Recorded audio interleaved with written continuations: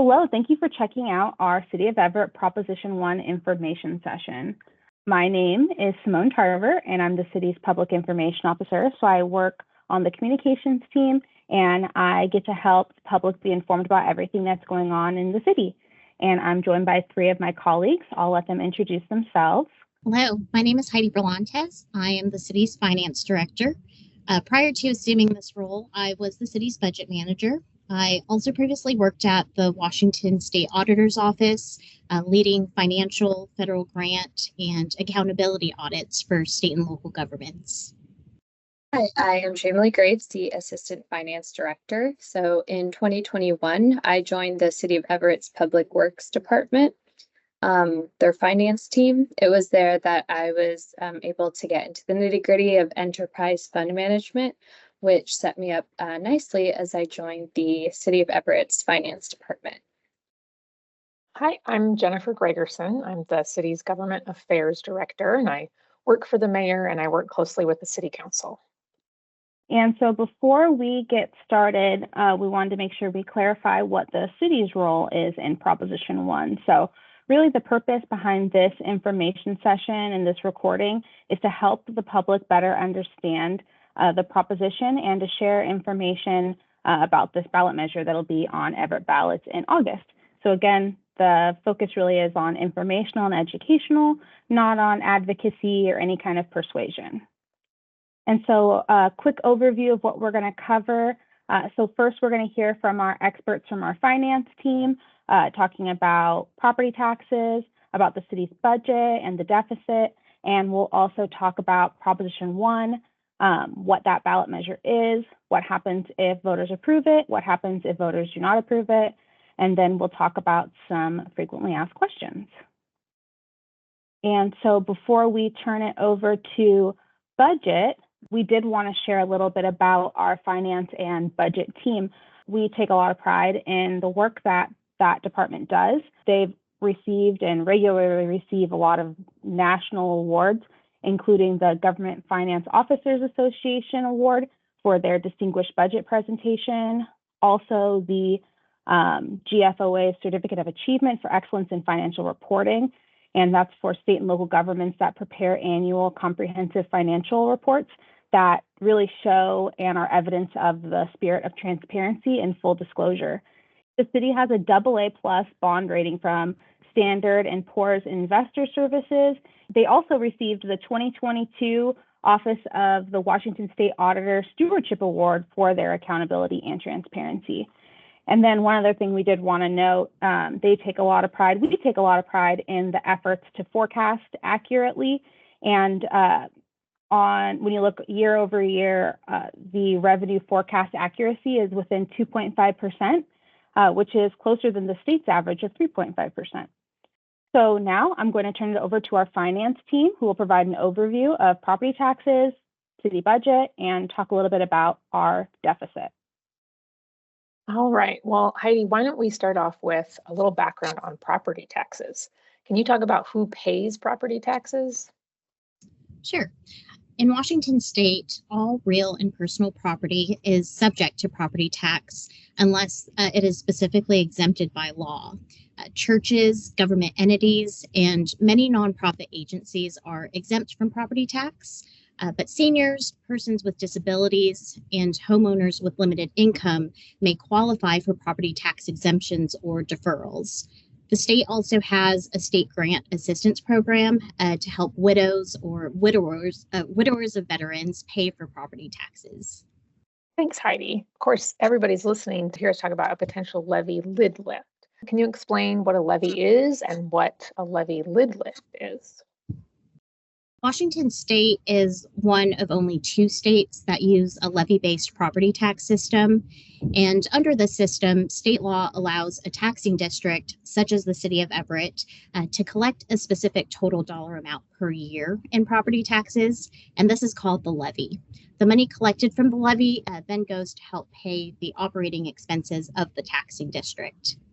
State law limits levy increases to 1% per year. The exception to this rule is the levy lid lift. When cost and demand for services all rise faster than the revenues can accommodate, voters can approve an increase to the property tax levy rate. This lifts the 1% lid of that levy to offer more financial sustainability. Everybody who pays property tax, pays a lump that goes to a lot of different places, actually. Can you talk about how much goes to the city and where else those funds go? Yeah, I can answer that. So here is a breakdown of where each dollar of property tax paid by Everett property owners is allocated. As depicted on this slide, 68 cents of every dollar supports our school system. Next is a total of 14 cents, which is distributed amongst the county EMS, the port, and the regional transit authority. And lastly, 18 cents directly benefits the City of Everett, funding crucial services that significantly impact our community's quality of life.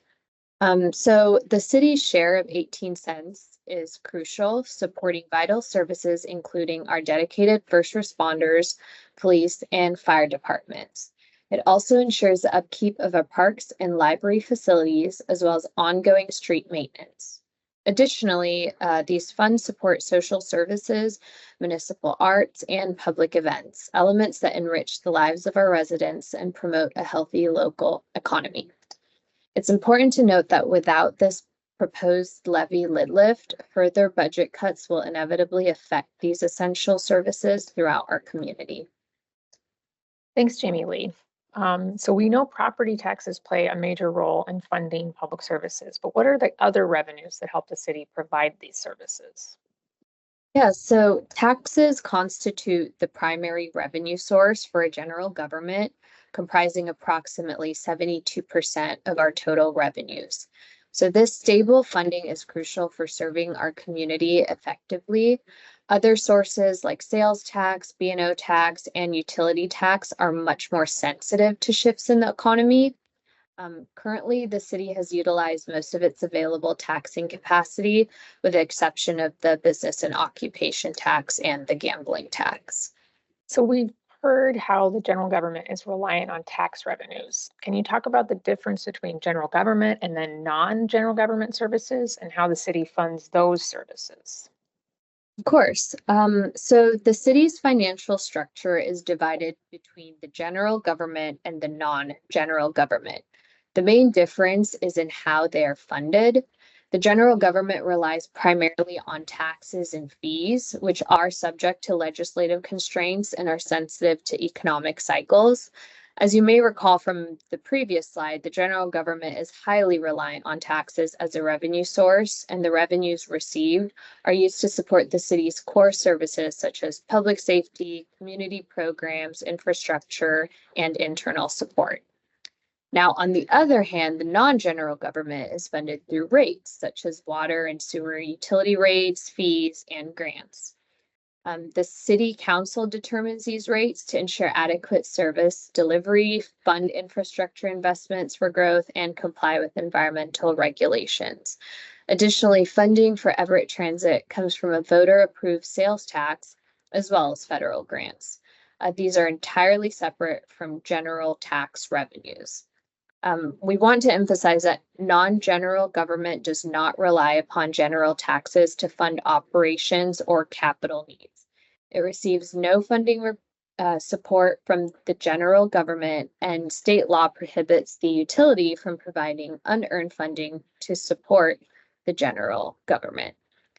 So this distinction is vital, especially when discussing the city's structural deficit and the proposed levy lid lift. The lid lift aims to support the general government, which again provides essential core services crucial for maintaining a livable and safe city environment. Thanks. So the city's faced a pretty serious deficit in its general fund for the past 20 years. Can you share some background on this? Yes, in 2001, an initiative set a limit on property tax increases at 1% per year, though the cost of providing services generally increases by 2 to 4% each year, depending on the rate of inflation. Though there are other factors that play a role in budget shortfall, this major revenue restriction is by far the most impactful. Since the passage of the initiative, the city has faced an ongoing structural deficit in our general government budget. Everett is not alone in facing these challenges. since 2001, more than 60 cities in Washington have requested property tax levy increases in order to overcome the 1% limit that was imposed by the state. But Everett never has. Additionally, the Great Recession and the COVID-19 pandemic put further strain on our resources to deliver basic services to our community. In 2014, the city began work to address our ongoing budget gap through the process that was known as the Structural Deficit Advisory Team, or SDAT. City leadership solicited feedback and reviewed the suggestions from staff and community members. Ultimately, the City Council authorized a combination of tax rate and fee increases, as well as targeted expenditure reductions. In 2018, Mayor Franklin issued the Budget Deficit Directive, which directed staff to pursue 8 initiatives. In partnership with City Council, the city worked to evaluate strategies to reduce expenditures and increase revenues. This effort evaluated vacant positions, travel and training costs, potential changes and options for controlling costs within existing services, exploring ways to reduce costs for employee benefit programs, expanding the city's volunteer program, and exploring collaborative and alternative funding for our existing services. In 2020, Mayor Franklin convened the Fiscal Sustainability Advisory Committee. This committee, consisting of 13 community members, performed a comprehensive review of the city's financial position, its past efforts to address the structural deficit, and also shared recommendations to address the deficit in future years.